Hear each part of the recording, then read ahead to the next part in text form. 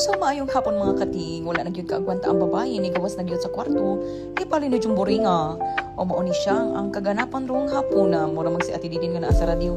So mao ni siya guys. So nagsusol ko bisag baling inita, o di ba?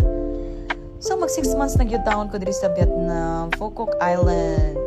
I'm very grateful kinabot yung taon ko diri. Kining singir tano maka-explore gyud taon kag bisag asa.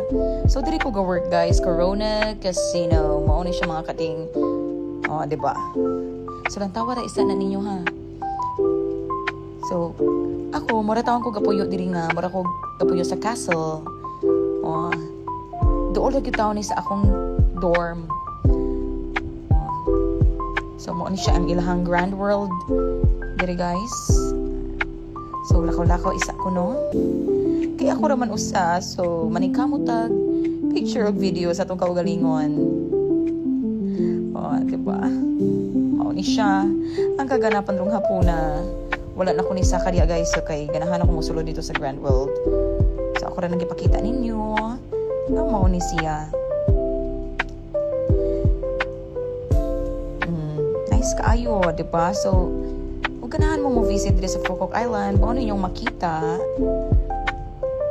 Bisag baling inita, no? Laban. Ang na siya ang sulod sa Grand World, guys. So, ikatulo na akong answer, sorry diri. So, anhira ko diri mo inom ko butong coconut. So, naibago nga open nga coffee shop, guys, nga doon sa dorm. So, ako na lang pong gihapit. Ayun, ganahan ko silang ambience. Nice kaayo lang ambience. So, pack. Aura-aura ang babae, no? Magkapi-kapi usa. So, medyo na boring na gyud ta sa room. So, nigawas na gyud. Kaya wala nakaagwanta ang babae. Mao ni siya ting. Ayun. Pag abot na ko, nakamit tayo kong mga friends. Ang naghihimo dahil ko nilang model silang coffee shop. O, diba? Win House Coffee Shop. O, pak, ang babae.